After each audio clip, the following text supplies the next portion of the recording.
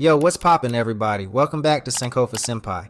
First off, my bad on the missed uploads. Your boy needed a little break, but we back with more solo leveling heat, and this time we're talking episodes 6 and 7. And bro, A1 Pictures did not disappoint. If you're trying to skip straight to episode 7, head over to the timestamp up on the screen and get right to the latest breakdown. Alright, let's get into it. So episode 6 starts off with our baddie S-rank shorty, Hae-In. She pulls up to the A-rank gate looking for Jinwoo. Shorty has been locked in on this investigation, and without even knowing Jinwoo's real rank, she's already calling bullshit on an E-rank hunter walking into an A-rank dungeon like it's nothing. And of course, she makes the decision to follow him in, but not before stopping by the mining boss to ask for a weapon. He hands her a pickaxe, and she immediately gives it back like, what the hell am I supposed to do with this weak shit? But when he flames her for not taking anything, she just snatches it back cause not taking anything is wild as fuck. Back inside the dungeon though, the A-rank squad is surrounded, and these high orcs are about that life. These ain't no basic niggas either.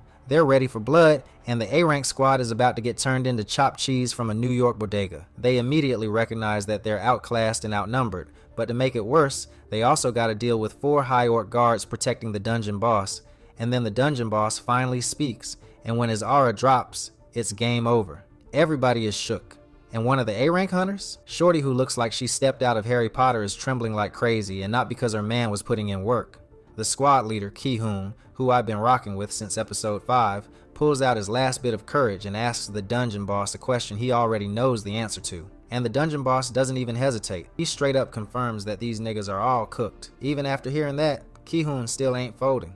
He's talking like he still got a shot, and I gotta respect it. At the same time, the dungeon boss peeps Jinwoo for the first time and starts sizing him up. But we all know he has no idea what's about to happen to him. Anyway, Ki-hoon sticks to the plan from episode 5, charging straight for the boss. But his squad? These weak-ass hunters freeze up immediately. And even though I'd probably be shook too, they really told Jinwoo to head out because they were prepared to die and this was their job. All that posturing only to fold like laundry when the time came. They completely lost the mental battle. But yeah, Ki-hoon really thought they had his back, and instead of hesitating, he keeps it pushing. I respect him, but this was a suicide mission. The dungeon boss, Kargalgan, barely acknowledges him, lets him miss the first strike, and then throws him around like a rag doll. And after a few rounds of going back and forth like a ping pong ball between the floor and the ceiling, Jinwoo finally steps in. And listen, sometimes I think Jinwoo is foul as hell. Like, why did he let the squad leader get molly-whopped like that before stepping in to do something? Then after saving him, Jinwoo straight up talks to him like his bones aren't broken and he isn't lying on his deathbed. This man really be wildly indifferent to people who ain't done nothing to him.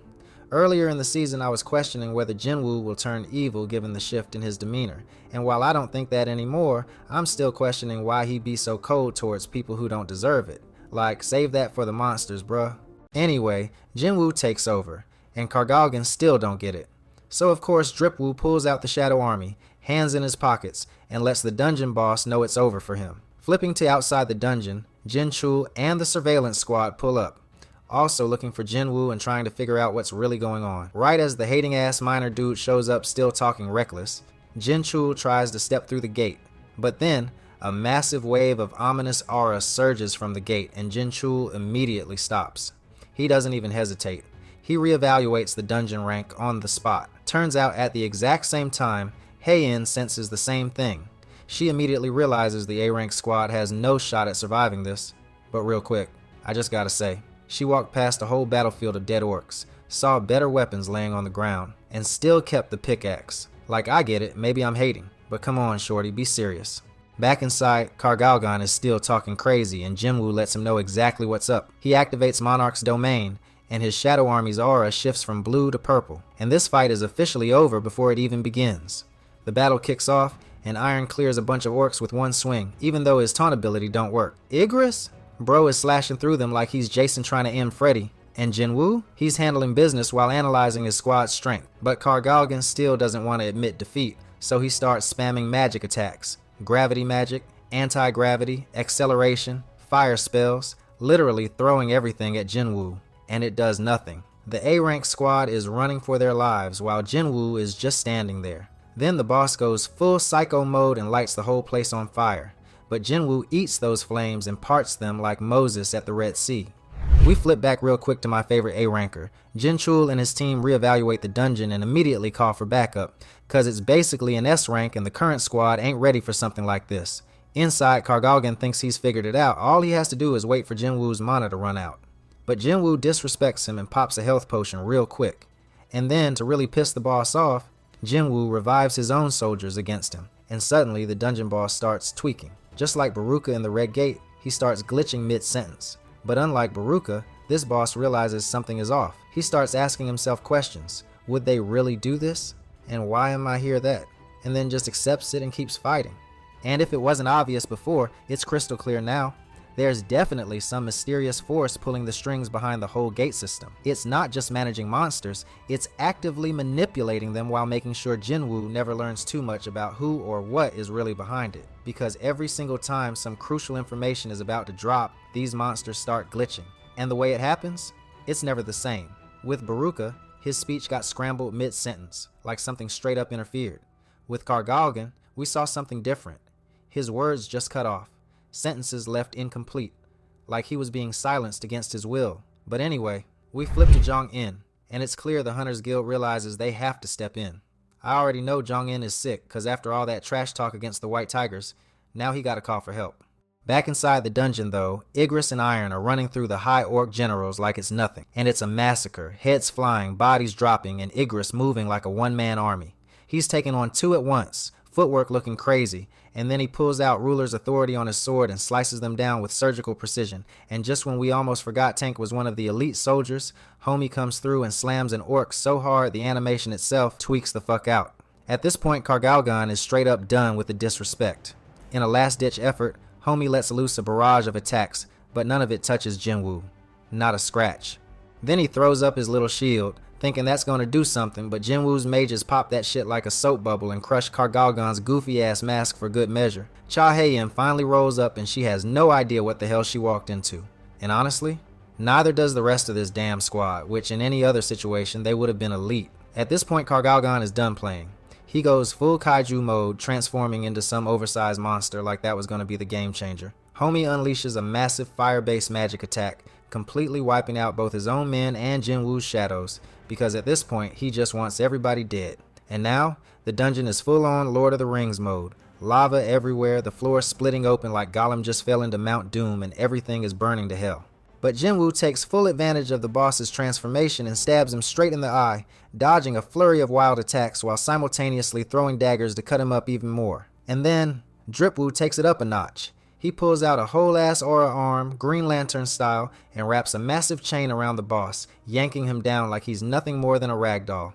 And right at that moment, Jinchul and the surveillance squad pull up, stepping onto the scene just in time to witness the madness. And I gotta say, Jinchul really don't be doing much but standing there, but his swag is on 1,000 at all times. Like bro stays taking his sunglasses off dramatically like he's about to say something life-changing, but then just stands there looking cool, and somehow it still works. On the other side of things, Kargalgan's own generals are now under Jinwoo's control, and they immediately turn on their former leader, straight up running his fade for him. And seeing Kargalgan finally crash out and realize he never stood a chance was high-key satisfying as fuck. But just when we think we're about to see the final blow on screen, they cut away to the aftermath. And just like that, Jinwoo claims the boss as one of his own, names him Tusk, and makes him a part of the Shadow Squad. And when the system registers him as an elite knight rank, we already know Tusk is about to be a problem in future episodes. With all that settled, Jinwoo turns around goofy as hell, finally noticing that everybody and their mama is watching. That's when the surveillance team steps up, doing their best to control the situation. They tell the squad to keep their mouths shut, since Jinwoo just saved them all, and then escort him out like some high-profile VIP. But before Jinwoo can even leave, Ki-hoon, the same dude I've been rocking with for a couple episodes now, comes through with the realest moment. He actually thanks Jinwoo on behalf of his squad, and that's some real respect right there. Because let's be real, without Jinwoo, they would have been deep fried on sight. Hae-In is flustered as hell around Jinwoo, and at this point, it's only a matter of time before they get locked in. Towards the end of the episode, we head to the Hunters Guild. Ki-hoon is giving Jong-In the full rundown, and he's keeping it all the way real, yet again. He basically tells Redhead Homie that if you can't solo an A-rank dungeon, Jinwoo is already stronger than you. And at this point, Jong-In's ultimate weapon nickname is looking real goofy. But even after all that, They both know they still gotta try and recruit him. Then, right before the episode ends, we get a glimpse of a new character, and I can already tell, this man is about to be our next human problem. We haven't seen Dong-Soo in a while since he got packed up, so it's about time a new evil hunter type steps in to make things interesting. But heading straight into episode 7, we pick up right where we left off. Yoon-Ho and Jong-In roll up to face a whole squad of reporters at the Hunters Association HQ. Before that though, we get a goofy little moment showing Yoon-Ho and Jong-In's rivalry. And I actually like moments like these. It shows they aren't always composed like they try to be as guild leaders. Even they act petty sometimes, but also reminds us of the power dynamics between them as S-ranks and their different personalities. Anyway, we see that the press conference was set up by the dude at the end of last episode. This man, who we learn is an actor named Lee Min-sung, is trying to distract from whatever shady stuff he's been up to. Turns out he already knows his rank, but he wants to use the publicity to cover up some bad deeds we don't have full details on yet. So maybe he's not the next Dong-Soo, but I still don't trust him. Even if he's not some major villain, I feel like he's gonna stir up trouble as the story progresses. Especially since Jinwoo casually walks in and crashes his whole press conference. As Jinwoo tries to enter, Min-sung's bodyguard steps up to block him. But then Chairman Go himself pulls up, meets Jinwoo personally, and basically walks him inside like Min-sung does not exist. Dude tries to play it off, but he's clearly salty, and when he tries to press Jin-chul, we get the classic Jin-chul move.